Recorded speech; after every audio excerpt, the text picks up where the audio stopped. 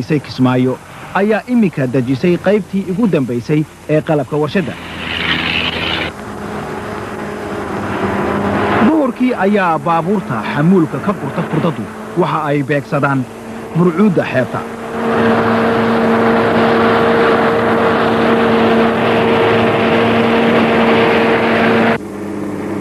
Waxaa taasi ka dambeeya banka dheer ee qabta Mareeray oo 100 kiiloomitir u jira.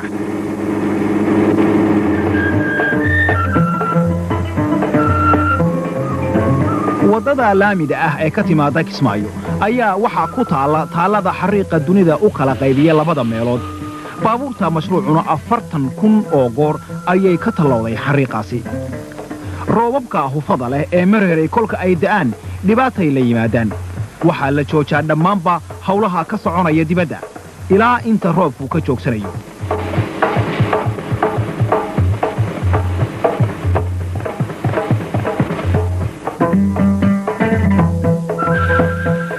roobku qaado ayaa waxa la tiriyaa gaadiidka ku xayirma dhiidhida.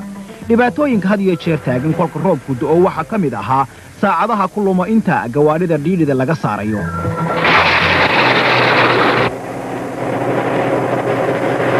Saddex saacadood marka ay laamida hayaan ayaa gawaadhidu ka leexataa Kismaayo oo waxa ay sii qaadaan waddo kale oo jeexan ilaa 40 kiiloomitir oo kale inta aanay gaadhin Mareeray. mashruucu wuxuu u ekaaday magaalo yar. Waxa lagu jira 200 oo aqal. Waxa jira dukaamo iyo cusbatar yar. Waxa abuurantay beel.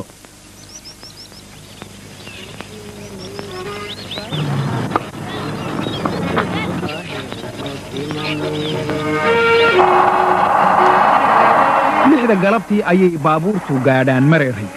Waxa dhaqso u iman doona qalabkii cuslaa ee warshada. Waxa dhammaan doonta hawshii dhismaha. waxaana la bilaabi doonaa hawlihii tijaabada.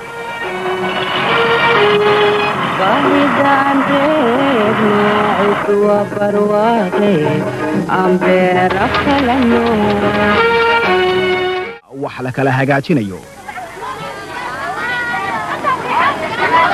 hawl intii ka badan ayaa timid. ugu horraantii shaqaale loo qoro in ay kabaan khasaarihii beeraha gaadhay oo ay caawiyaan sharikadihii dhismaha oo hawlahoodii ay dhaqso u bilaabanayaan. dhismaha guryaha waxa wali loo raadinayay maraaq laga qodo nuuradda. muddaasee la raadinayay markii dambe mid baa laga helay Kismaayo agteeda oo 100 kiiloomitir oo qaaliya xagga gaadiidka u jirta Mareeray. hawshii waxaa dib loo bilaabay kolkii daadkii joogsaday. ileen Mareeray waddo fiican ma lehe kolkii injineeradu yimaadeen ayaa waxa ay bilaabeen waddo gaadiidka culus mari karo.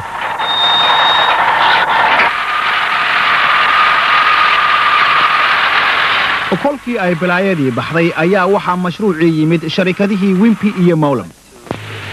roobabkii dambe kolkii ay da'een ayaa makiinadihii ciid gurka ahaa oo dhan waxa lagu kacshay in ay dhisaan gidaar biyaha cesha oo lagu dadbo webiga sintiisa.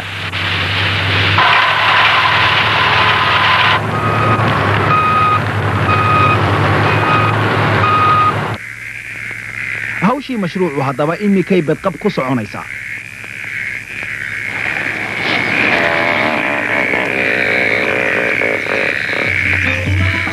qaybtii hore ee sanadka intii ka hadhay waxaa la xoojinayay mashruuca.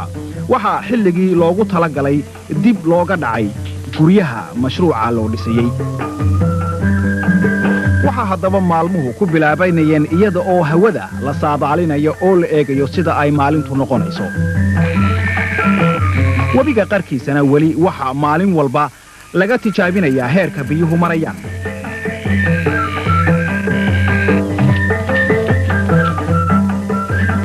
beeralayda mashaariicda u shaqaysaana waxa ay baranayeen sida mashaariicda waaweyn ee caynkaas ah ee beeraha looga shaqeeyo.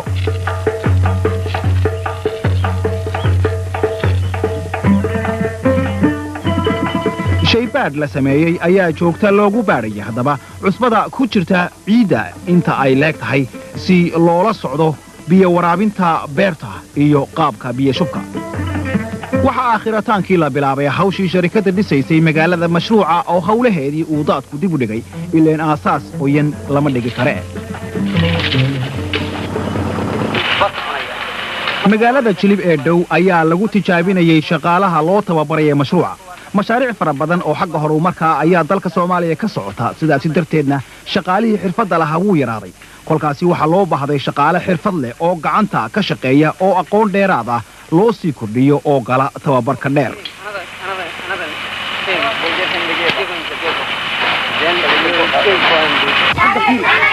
waxaa nasiib wanaag ahayd in ololihii aqoonta lagu gaarsiinayay reer miyiga wax weyn uu taray oo dad fara badani mareeray ay ku jireen dugsiyadu oo ay buuxeen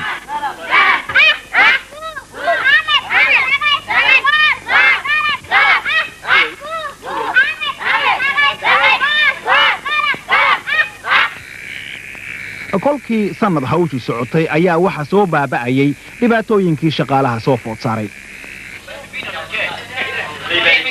cunada oo dhibaato ka taagnayd ayaa imika laga haqabeelay guryaha ayaa weli dhibaato ka taagan tahay inkasta oo ay dhisan yihiin dhismo cusubna lagu hayo wakhtiga soo socda ayaa guryuhu intaasi ka sii badan doonaan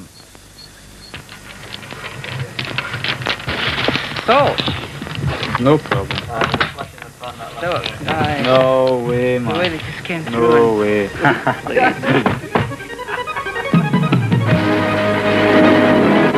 mar haddii mashruuc u weyn yahay sida kan mareeray wax kastaa way isku xidhan yihiin warshad ku taala England ayaa sharikada la yidhaaho Fletcher iyo Stewart waxa ay shubayeen qalabkii cuslaa ee warshada sonkorta warshad yar oo naqshad ah ayaa la sameeyey dabeeto injineeradii ayaa darsayey meelaha dhibaatooyinkaasi ay ka iman karaan iyo sida haddaba wax looga bedeli karo wixii xumaada